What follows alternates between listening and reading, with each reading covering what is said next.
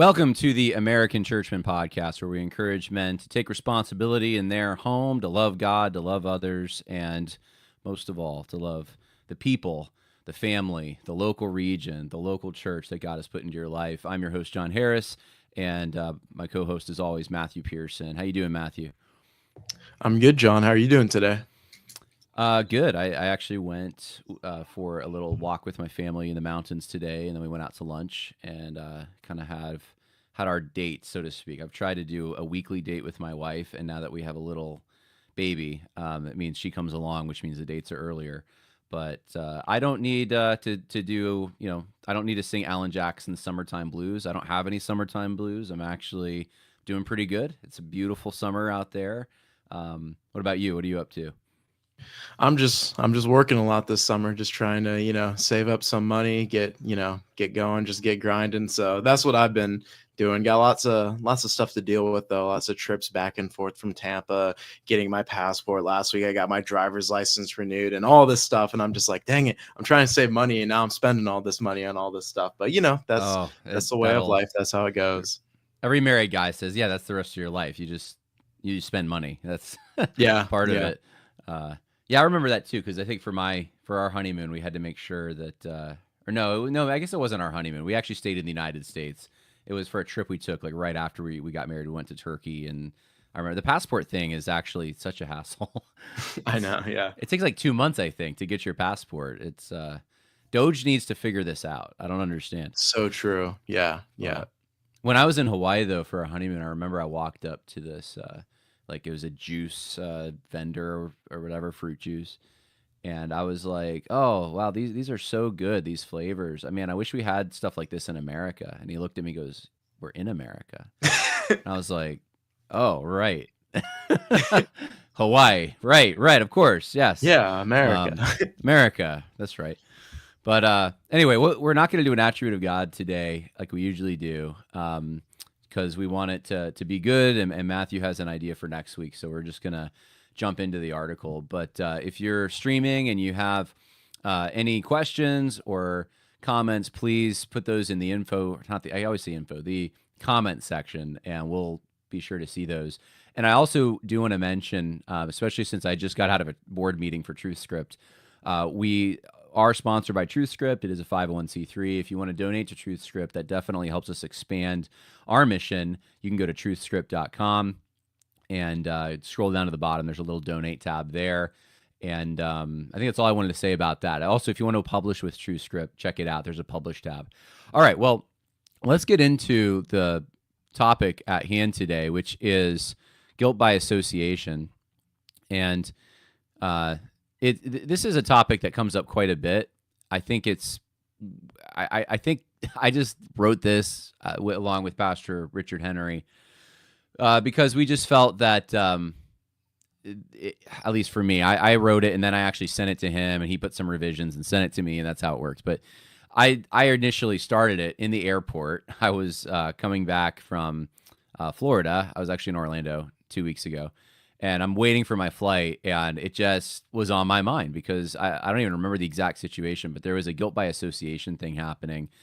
And this happens ever so often. People even will come to me and say, John, I can't believe you were at this conference, or you were on this podcast, or you had this person on your podcast, or this person said something nice about you, and that person's not good. So how could explain this to me, right? I have to justify myself. So I just think that we need to think through this in a common sense and obviously a biblical fashion. And that's why I wrote this. It's not extensive, but I definitely lay down a few of the principles that I've worked from. And I guess to just contextualize this further before we get into it, most of you know me as like the social justice guy. Not because I'm for social justice, because I go after it. And part of that has been noticing who platforms who.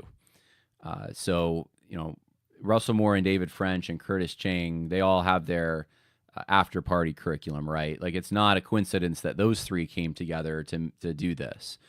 And if you see Russell Moore with someone who's a pro-abortion, progressive liberal on a news show, Does that mean that Russell Moore endorses every view that person has? Not necessarily. Does it mean that person endorses every view Russell Moore has? Not necessarily. But I have pointed out in the past, these people are working towards something. They're in cahoots together. There is a partnership there.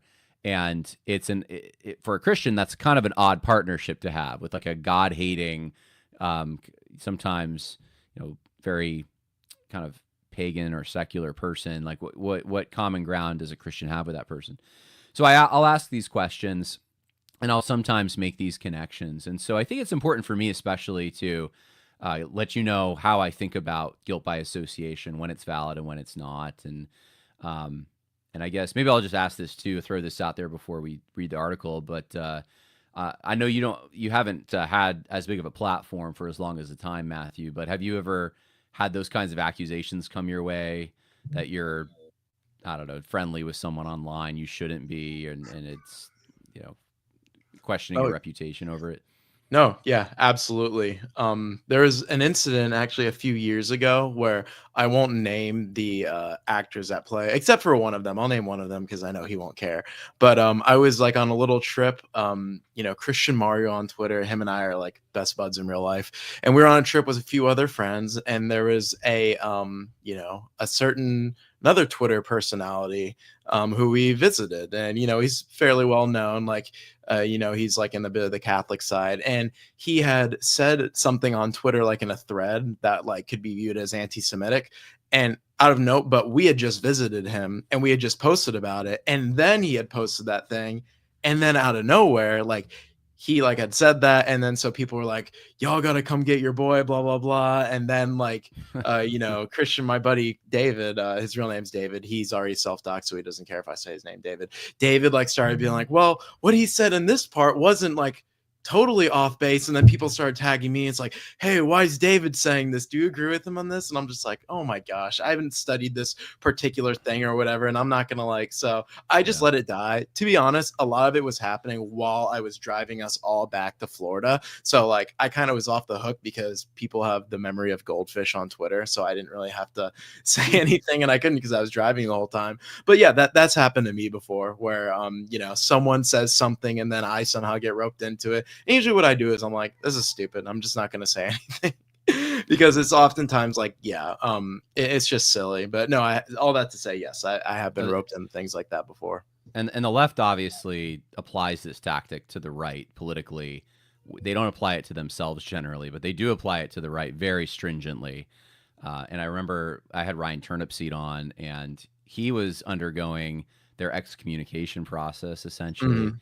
at his church, and it seemed like it was mostly predicated on the fact that he had shared some tweets or reposted some tweets from years before of some guys on X that they've said things that are kind of outrageous and so forth, and he doesn't he didn't agree with those things, but that was he had to deal with it in a meeting, right? And it became like this big thing, and I just remember thinking like how crazy. I'm like, I looked at even what he was reposting, and I'm like, what you reposted doesn't seem that, but it was like, oh, but these people have said other things.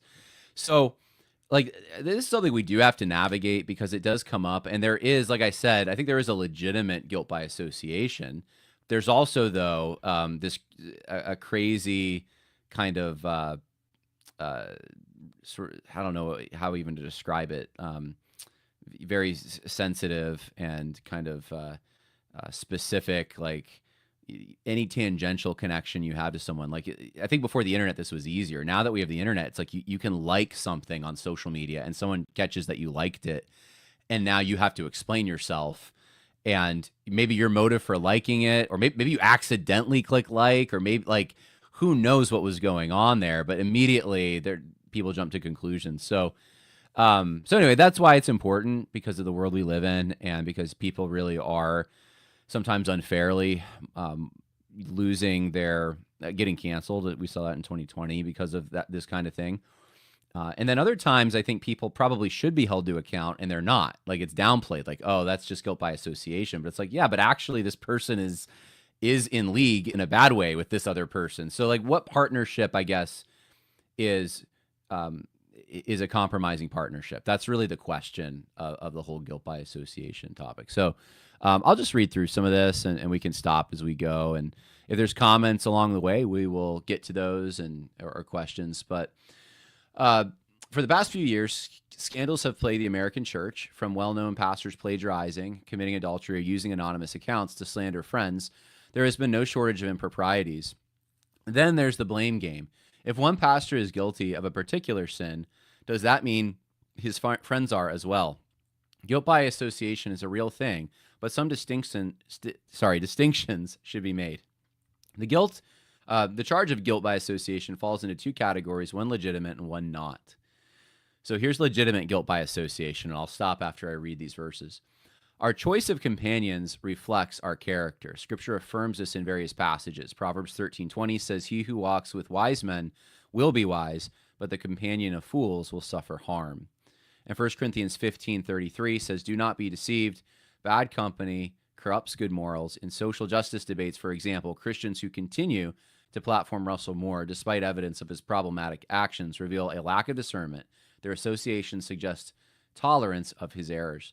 And just to be clear, that part about Russell Moore was not in 1 Corinthians 15. So it was formatted a little weird on the website.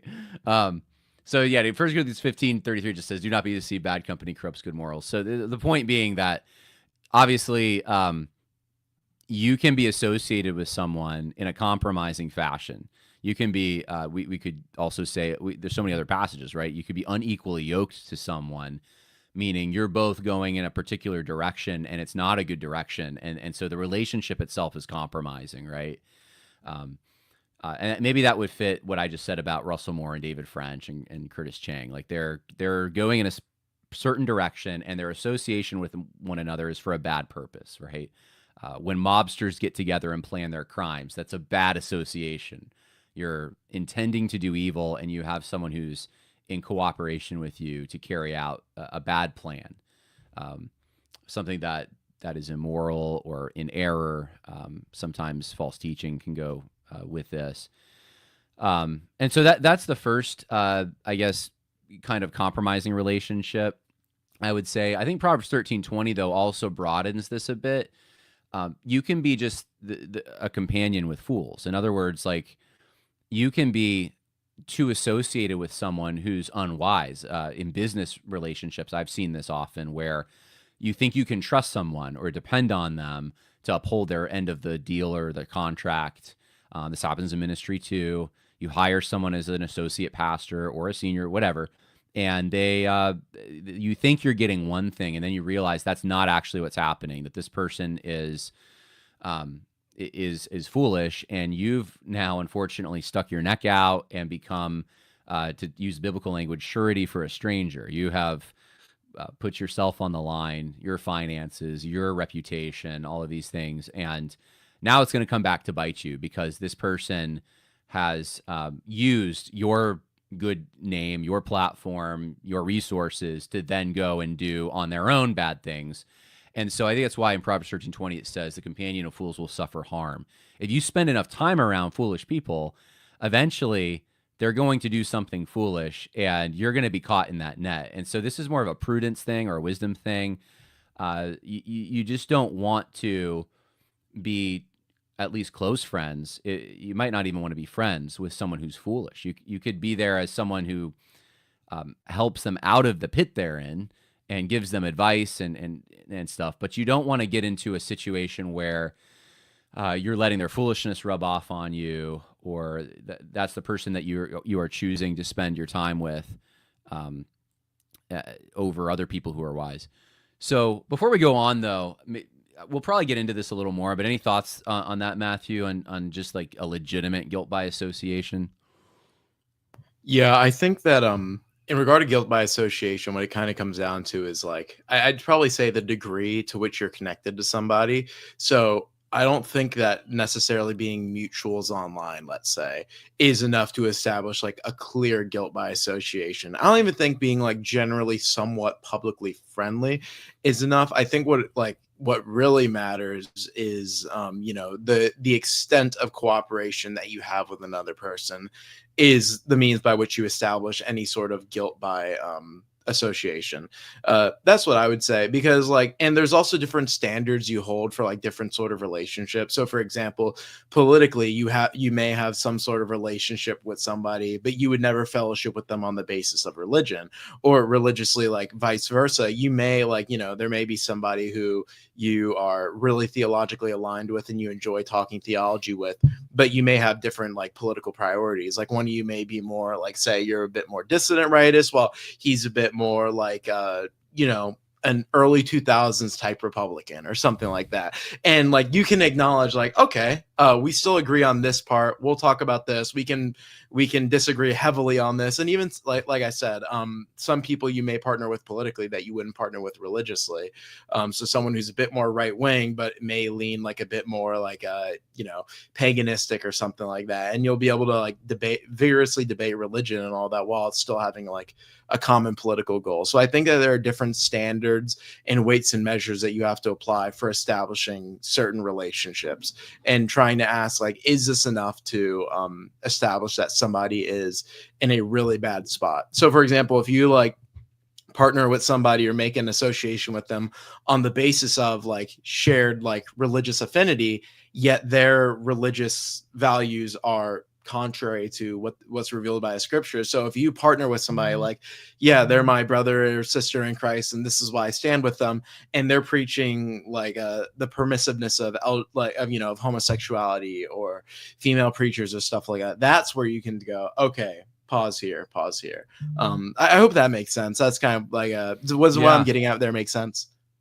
Yeah, it does. I think it's there's a proximity, right? So sometimes the inner circle of your proximity should be more guarded, right, than the outer circles, where if you just happen to be at a conference, you've seen those conferences where there's like 50 people and all their heads are on a poster. You probably don't know most of the people that you're supposedly speaking with, but you've been asked to go, let's say Turning Point USA or something, and you're at a pastor's conference, and James Lindsay, the atheist guy, is speaking with you.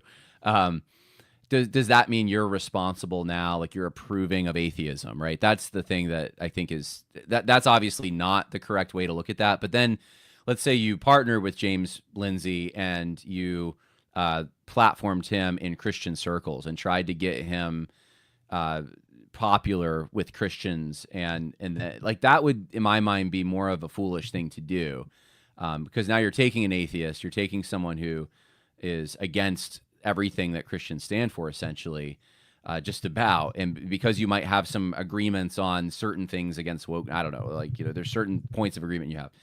You're going to make him the expert, or and obviously I'm picking at that example because that really did happen. I think that becomes a more of a problem. That is, you're making that person an authority within your intimate circle, and I don't know, you're exposing them to the sheep, the church, right? And saying, hey, this guy's a good guy to listen to, and you know, without qualifying it, essentially, that could be a big problem. So again, there's even a million things with that I'm thinking about, like, you know, what if it was a pro-life rally? What if it was it was on this one issue, or against DEI? Could you have James Lindsay? Could you? I guess, right? But we'll get into this in a minute. But there's a difference between co-belligerency and then a close partnership with someone. For a close partnership, you do have to have more in common. You do have to, I think, at least have your convictions straight between the two of you. Could you do a business with a Mormon? I guess would be another way. Like, yeah, I guess you could, right? Would you then have that Mormon come and fill the pulpit at your church?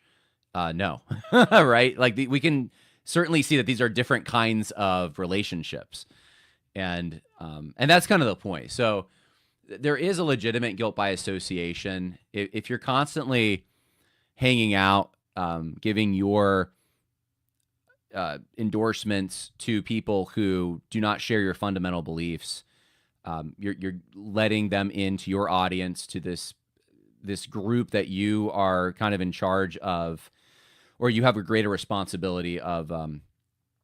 They trust you, so you're trying to help them like expose them to viable, good content, and you bring in a wolf, or you bring in someone who's a fool, or like that's a legitimate guilt by association problem, because you are the one that's letting everyone know, hey, this person's totally safe. But there is also, like we said, there's an illegitimate guilt by association. So I'll keep reading here. It is wrong to assume that sharing a platform or working with someone implies full endorsement of their beliefs or actions. Sadly, this is all too common. Simply put, not everyone can know everything all the time about those they platform or partner with in ministry and mission. Just because someone shares a stage, hosts a podcast, or even reposts on social media posts does not mean that person is aware of or guilty of the sins of another person. Sometimes awareness will still does not make the charge legitimate. So Jesus dying with sinners. We have Mark chapter 2, verses 16 through 17. Why is he eating and drinking with tax collectors and sinners, right? That's what the Pharisees said about Jesus. Joseph also worked under Pharaoh without embracing Egypt's pagan practices. So it is the nature of the relationship that determines whether an association compromises integrity. And if I could just repeat that one more time, it is the nature of the relationship, okay? So a work relationship where, oh, your boss is another religion, does that mean that you believe that religion? No, of course it does not. Now, if you start going and promoting that person and saying, hey, their religious beliefs are safe, that's a different kind of relationship. So let's pause there. Let's see if there's comments, and then we'll continue the article here. It looks like Cosmic Treason has a lot of comments, man. I don't know if I have time to get. Let's go to the last one he has. I don't go around quoting Oscar Wilde's criticisms of women, he says, understanding that the man was a homosexual and misogynistic and regarded marriage with disdain. Oh, okay. So this is in a longer thread here, but he's saying that there are people who can get.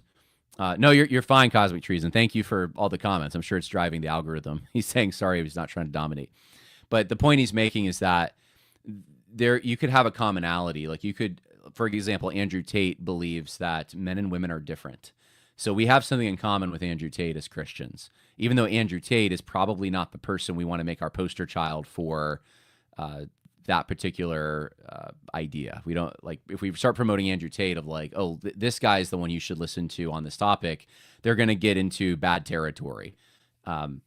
But obviously we do have a point of agreement that men are different than women.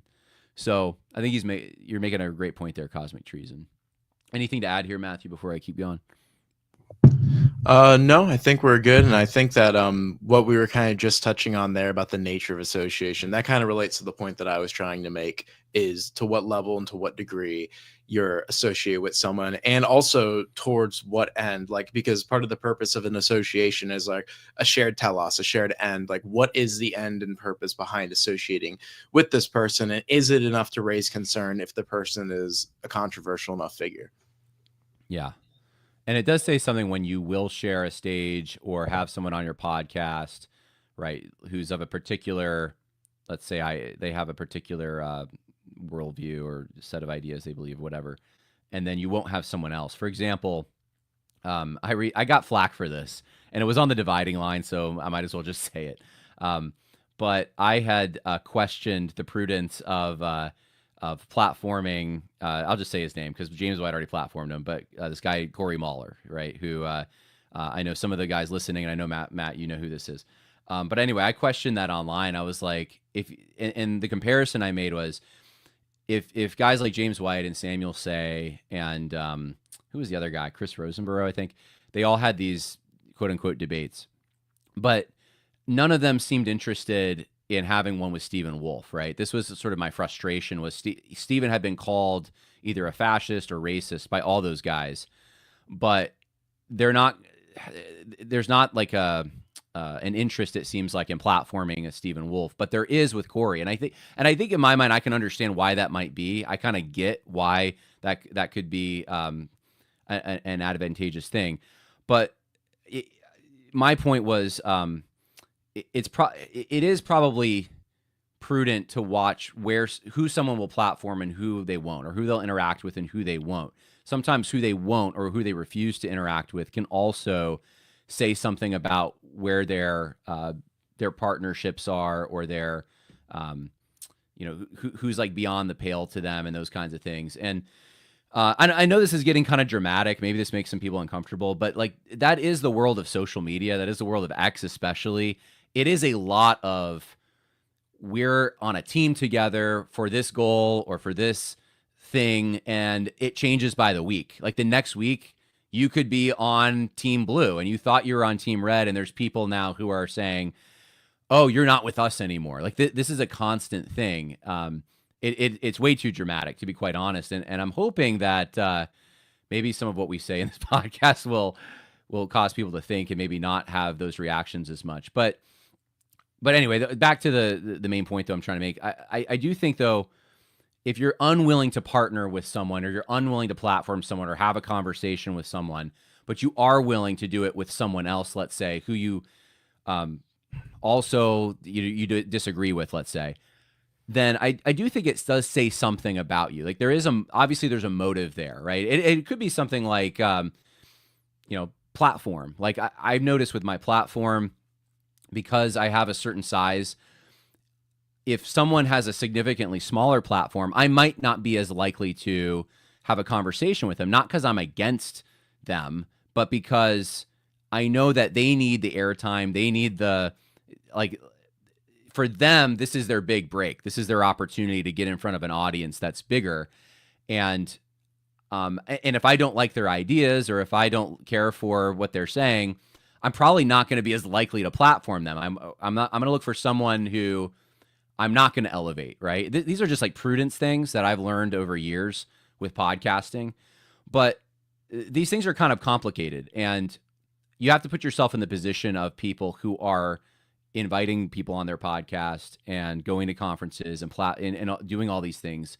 It is a complicated world. There are a lot of different motivations at play, and you can't always figure it out in just by like a snap judgment, really. So, all right, that opened it up. Now people are really commenting because I got into some details here by mentioning James White. You name drop Mahler and you open, and I name drop Mahler. So yeah. Hey, I want to say, actually, John, I disagree. I'm glad he was. I'm glad him and James White debated. That was a lot of fun to watch, in my opinion. I didn't watch it. I saw two clips. You need to have a watch party. A bunch of people come over and then put some popcorn on. So okay, I'm not kidding. I'm not gonna name drop anyone just in case to get them in trouble. I was in a group chat of a bunch of guys in my area, and they're like, "Does anybody want to have a watch party for the Mahler White debate?" I couldn't make it because I was working, but I would have loved to do that. I mean it. It's what's the word? It's sensational is not the word, but that's the one that's coming to my head. It's like it's a rare team up, right? And I don't have a problem with James White doing that in the sense of like my question was like, why is Stephen Wolf not part? Like if he's the threat, he has a bigger platform. He's also called a racist. Like why is that not a conversation that's going to happen? I'd love to see that conversation happen, but it seems like there was more interest in having Mahler, in making him the kind of alternative and the threat, the enemy, whatever. So, yeah, again, it's not. I guess I just bring that up. I probably shouldn't have brought it up, but now that I have. So I guess I just bring it up to say, when you're looking at these online things, there's a whole lot of motives and there's a whole lot of reasons people do what they do, and I think that James White got flack from both ends for this. And it's like, and I guess I was part of the flack on one end a little bit. I was just questioning, like, why him and not him, right? But I don't know, like, it wasn't wrong. There was nothing wrong about it. I don't think James White, he wasn't in sin. There was no, but there's people who want to, make him out to be such a terrible person for just, like, giving this guy a platform, right?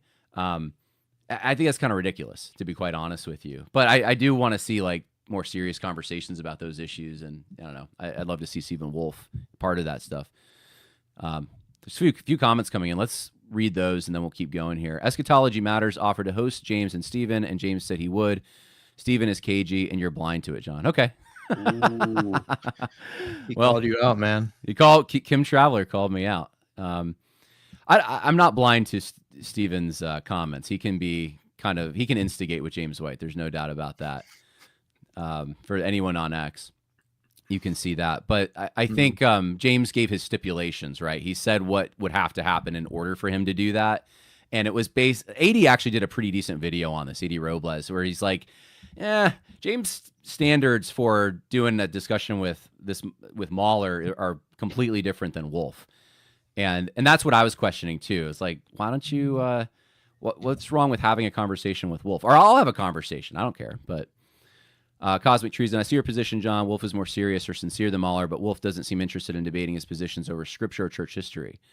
He seems like that's exactly what he said he would debate. So I don't know where you're getting that. Yeah, I'm not entirely sure. Like, I mean, in the way that he wrote his book was like, there wasn't like tons of exegesis of scripture necessarily. Scripture is only quoted twice, but he had established in the beginning that assumes a Reformed tradition. And then the common explanation that he gives is like, if you're writing a book on the Trinitarian the Trinitarian implications for politics or whatever, what the Trinity implies for how to do politics, you don't need to spend the first part of the book establishing the Trinity from Scripture, going through church history, the various Trinitarian heresies, the controversies, what was at play at that, the geopolitical situations around it. You can instead just assume Trinitarianism in order to go forth talking about the Trinitarian implication of politics. And so likewise, Stephen, in writing the book Case for Christian Nationalism, assumes a Reformed tradition, and by which he establishes the foundation and stuff like that. I mean, it's a pretty generic, like, political theological method.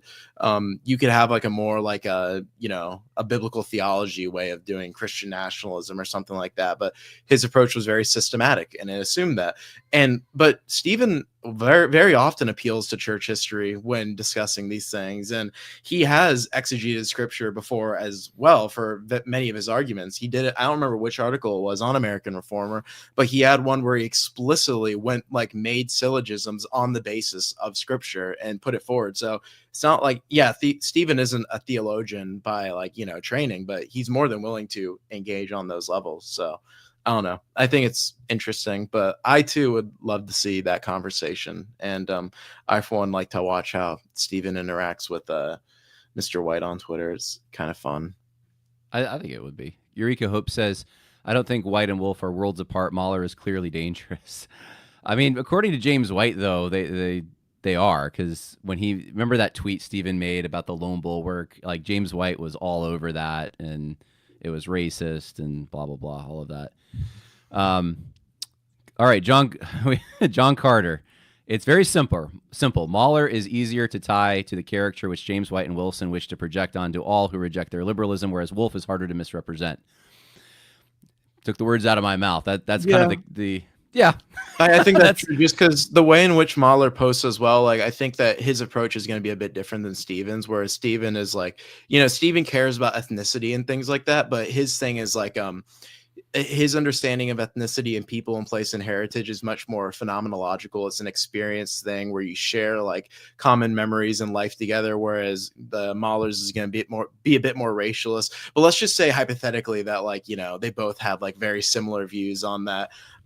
Regardless, Mahler just, the way that he engages Twitter is he posts a lot of rage bait, and it's very effective because, it gets people talking about him and it goes after James White's radar. So, his end, like what he is trying to accomplish, he does a very good job at doing it because he, Mahler knows what he's doing. And, when he goes on these shows and all, he's able to very clearly put forth what he really means by this, what he really meant to say. So, but it makes sense though, because people like James White will latch on to that much better.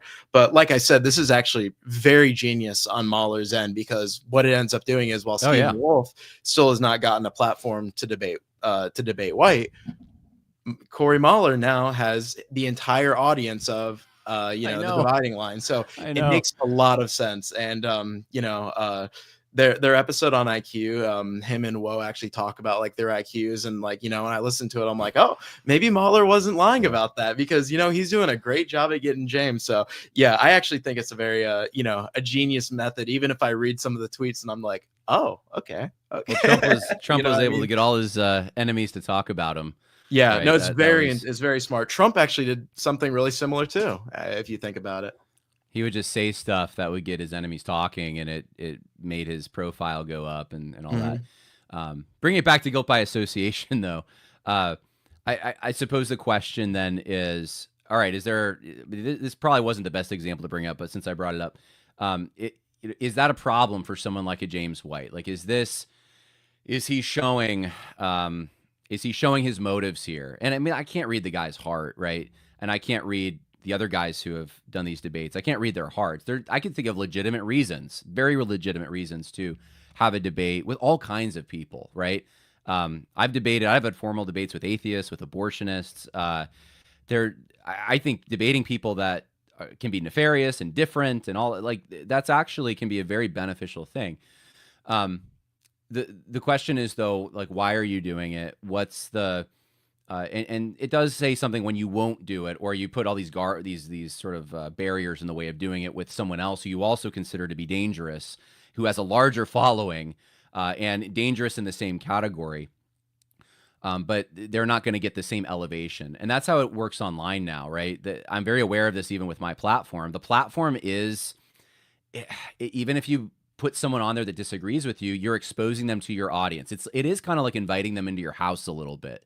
Like, there's certain rules that apply where you have to, or at least you should, if they're on your podcast, at least have some kind of a decorum, and you're exposing them to all the people that like what you're doing. So it is understandable that people would think that you're either trying to do a contrast or a comparison. Like, either this person is completely opposite of me, or this person is, we're in cahoots, we're in league together. Because it's benefiting your platform somehow.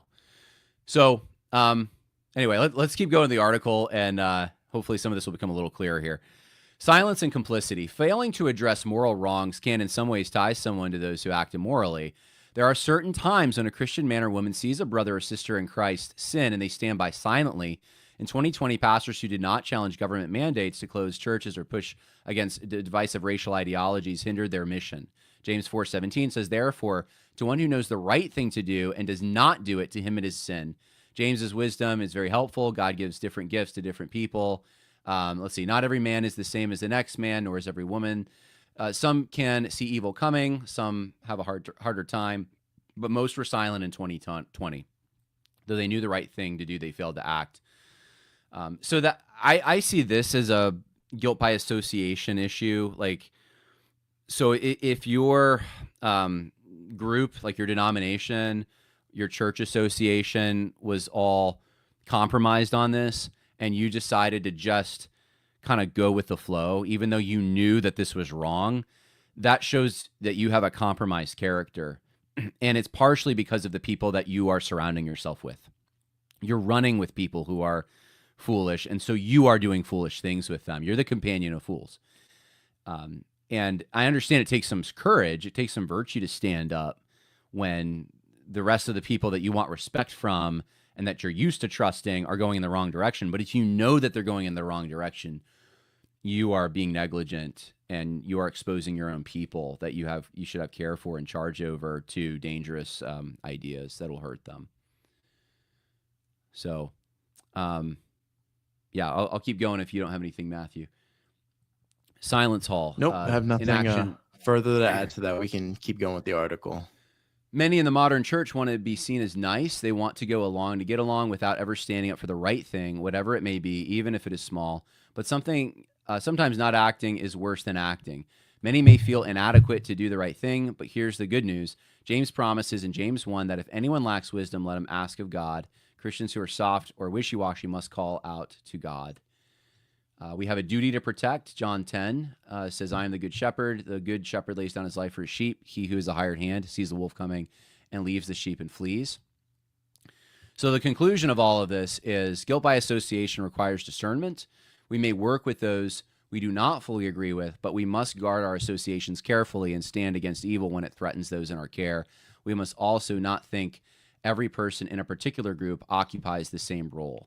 Paul's words to the Corinthian church are helpful. I appeal to you, brothers, in the name of the Lord Jesus Christ, that you all agree together so that there may be no divisions among you and that you may be united in mind and conviction. So as churchmen, then, I mean, there's one thing talking about podcasts. It's one thing talking about the business world, the political world, but as in the church, where are the boundaries? I would say doctrine is obviously a boundary in the church. So is character. Those are two things that you should not suspend. So if someone has a lousy character, they're not fit to be an elder, let's say, you can't give them your endorsement, and they can't have a stamp of approval coming from the other leaders, or else that is a guilt by association that is compromising, right? But if the other leaders are unaware of a particular sin, right? Steve Lawson did this horrible thing, but John MacArthur didn't know that Steve Lawson was doing this. So is John MacArthur on the hook for what Steve Lawson did? No.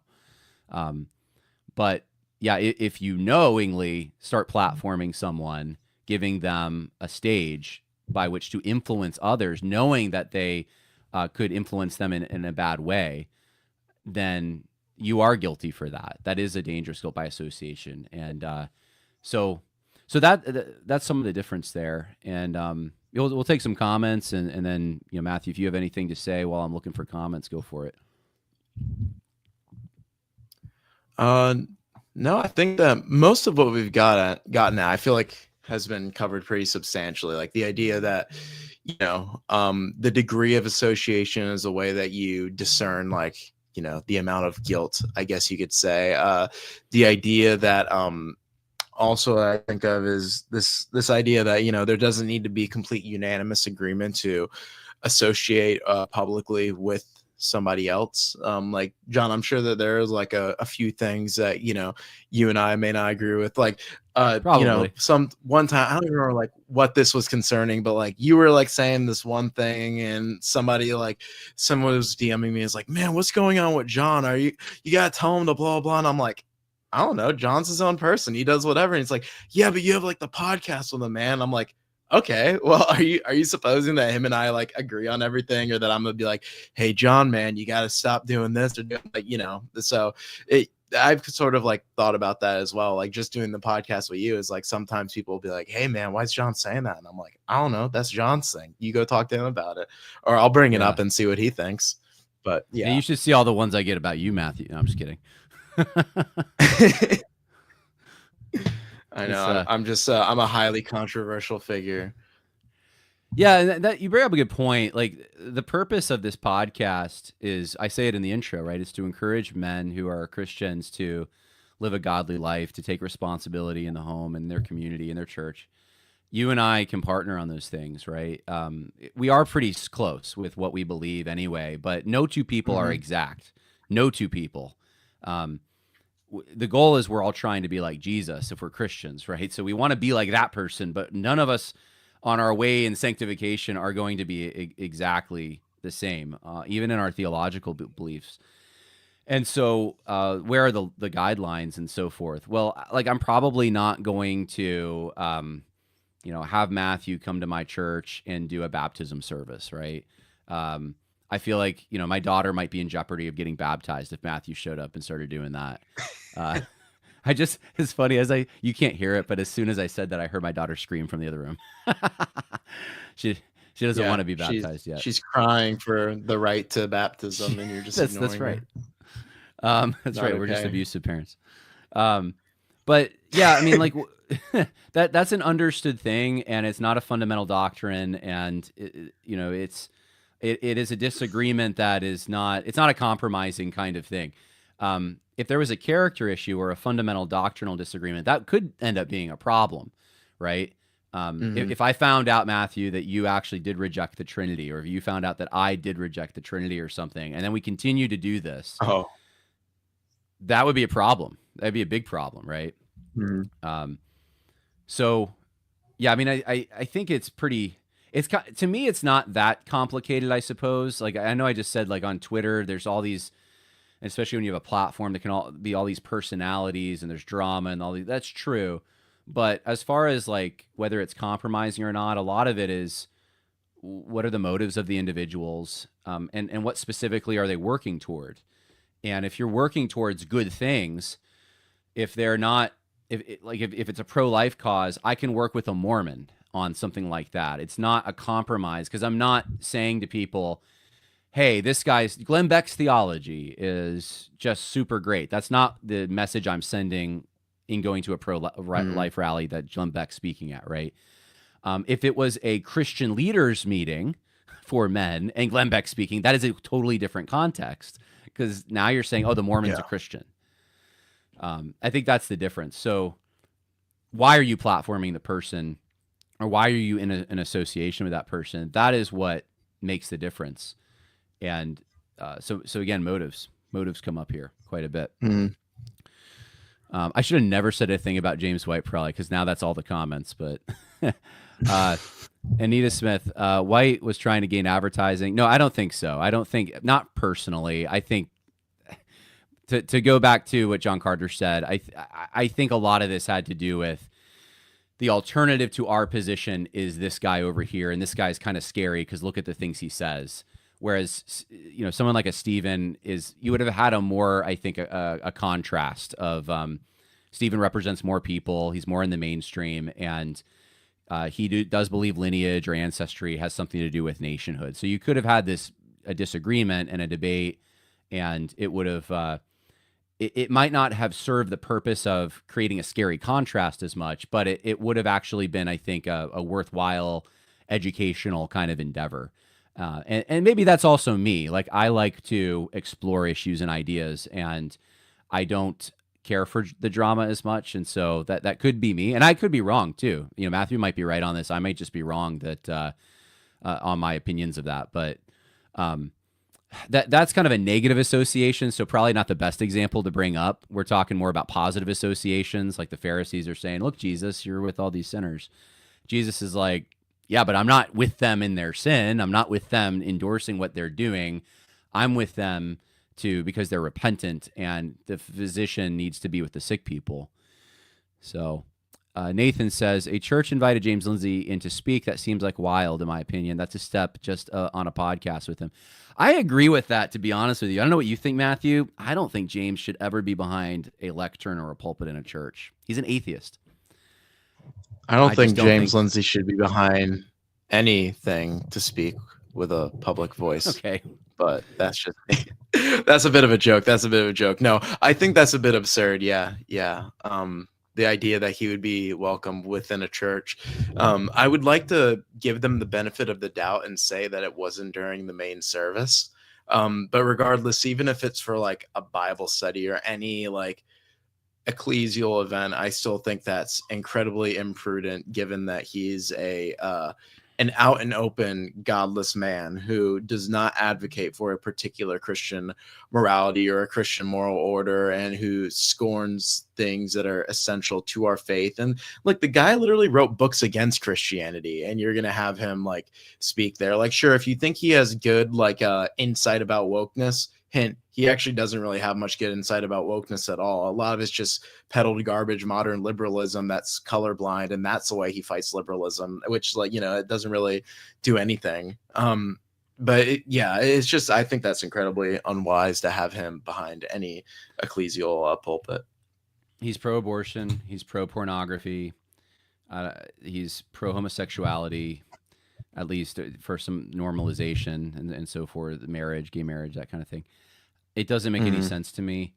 It's the only thing I could see in a church is like if there was an event being held at the church, so it wasn't, like you said, Matthew, a service.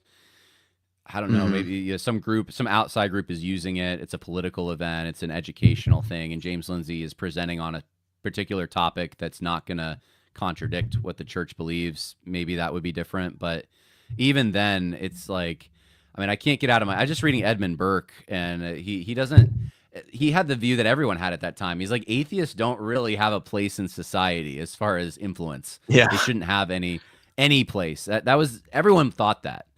It's so recent that anyone thinks that atheists have this place. All right, let's see. Lindsay is the mission field. That's true. That's absolutely true. I would love to see pray for James Lindsay. I would hope to see him come to know the Lord. He's heard the gospel many times. He would identify as a heritage American if he were aware of the phrase. I don't know about that. I don't know if James Lindsay would probably see heritage American as woke right, to be quite honest with you. No, he absolutely would see it, because it would entirely contradict his notion of like propositional nationhood and things like that. Right. Because he would call it woke because it's an emphasis on people in place, which means like, noticing people in place, which is like, being aware of realities that aren't just humans, are bare material. And, the woke see race and heritage American, that's just a dog whistle for white. Therefore, yeah, so that'd be how James Lindsay would think of it. I mean, John maybe Carter even says if he is a heritage American, I guess. I don't know. I don't know if he is or not. Yeah, someone do research in his lineage. Yeah, see if he maybe maybe he's an anchor baby. No, I don't think so. John Carter says debates only make sense between people who are in fundamental agreement. What White, Rosenborough, Say, etc. are engaging in is internet blood sports, and they're blind to the actual effect it has. I hate to say it. I don't want to. I'm not questioning those guys' motives as far as like I don't think that's what they think they're doing. I think they think that they're trying to defeat what they see as a threat. I do think that that is the main thing.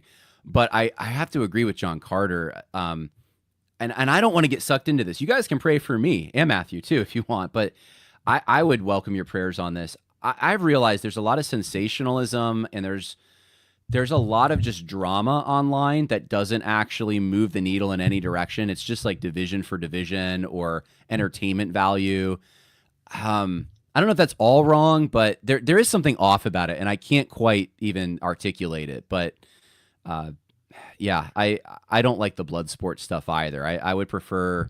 You remember those old debate? Well, you were, man. I'm dating myself here. You would have been young, Matthew, but like the early 2000s. So you were a little. I don't even want to ask how old you were. So I was born in 2001 for reference, John. All right. Okay.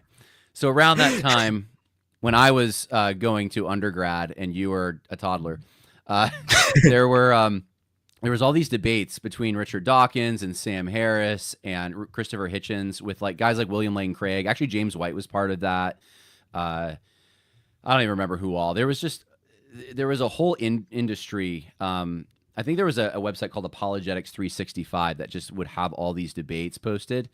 And I listened to them like crazy because they were all happening. And it was really kind of refreshing because they were actual debates. Like you would have an issue, for example, the motion, does God doesn't exist, right? And we're going to debate that particular statement.